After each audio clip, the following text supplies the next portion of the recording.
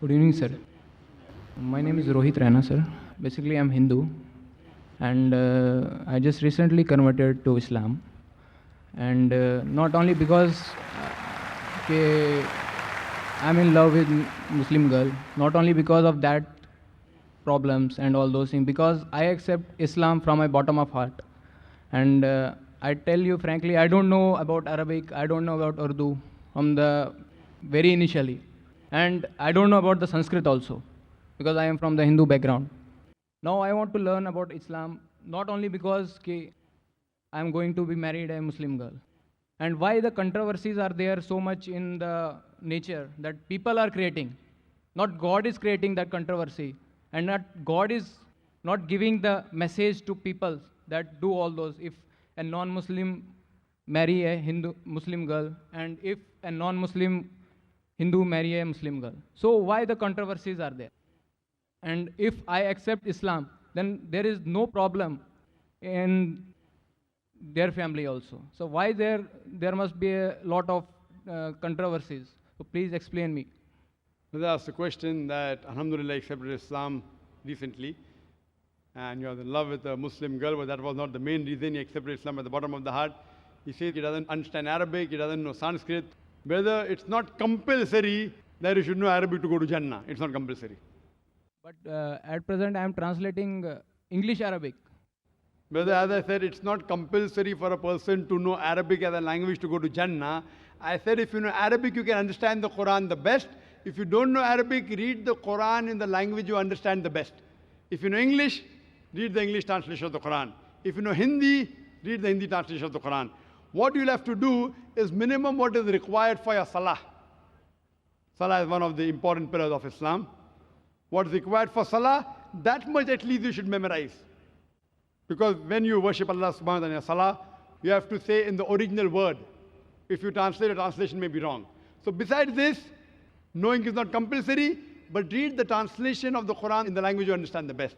As far as the main question is concerned, that why this controversy, you have accepted Islam, so what's the controversy? As far as the Muslims are concerned, there's no controversy. No, I am not telling about the Muslim controversy. I am telling about the Hindu controversy. Why? Why I'm saying? Because the Quran says in Surah Baqarah, chapter number 2, verse number 221, it says that do not marry an idol worshipper until he believes. A believing man, even if he's a bondsman, even if he's a slave, he is far better than an idol worshipper, even if he allows you. And the same is vice versa for the girl and for the boy. The reason is that if you have a vehicle and one tire is of the bicycle and the other of the truck, how will the vehicle run? But naturally, all the tires should be similar, but natural, any good, pious girl would want that the husband also goes to Jannah, go to paradise. So if she has found the way to paradise, that's acquire peace by submitting her will to Almighty God, that's what she may have requested you, and that's the reason you accepted Islam. As far as the Hindus are concerned, you have to show them my video cassette. Similarities between Islam and Hinduism. What I tell them, people talk about interfaith. I tell them, at least agree. I tell the non-Muslims. I don't believe in interfaith dialogue that Islam is the same religion as Hinduism, as Christianity, all are same. I don't agree with that. I, being a student of comparative religion, I know the differences.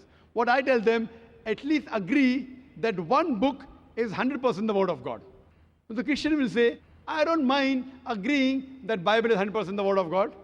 The Hindu will say, I don't mind believing Veda to be the word of God.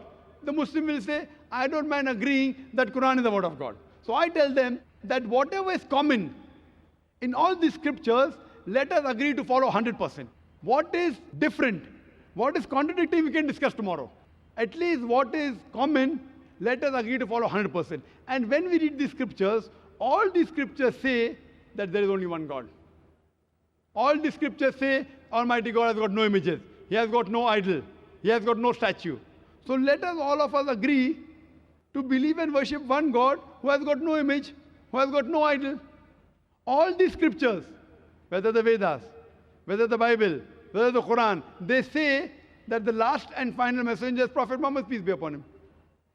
Even if you read the Bible, Jesus Christ, peace be upon him, said, it's mentioned in the Gospel of John, chapter number 16, verse number 12 to 14. Jesus Christ, peace be upon him, said, I have many things to say unto ye, but ye cannot bear them now. For he, when the Spirit of truth shall come, he shall guide you unto all truth. He shall not speak of himself. All that here shall he speak. He shall show you things to come. Now here, Jesus Christ, peace be upon him, is telling that I have many things to say unto you, but you cannot grasp my message. He, when the Spirit of truth shall come, he shall guide you unto all truth. Talking about Prophet Muhammad, peace be upon him.